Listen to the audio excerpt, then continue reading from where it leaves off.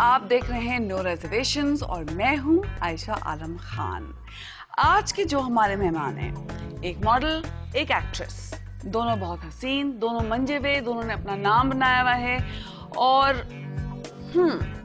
हमारी जो एक मेहमान है वो काफी डिप्लोमेटिकली चलती हैं, बहुत संभल के कदम आगे करती हैं और शायद इसीलिए वो उनकी सर्वाइवल भी शायद इसी में है।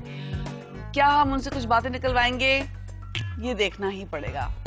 हमारी जो दूसरी मेहमान है, शी इज वेरी ओपन, मजे की बातें करती है और आज उनसे हम क्या सुनेंगे? Well, that's what you are gonna have to find out right here on No Reservations. Good evening.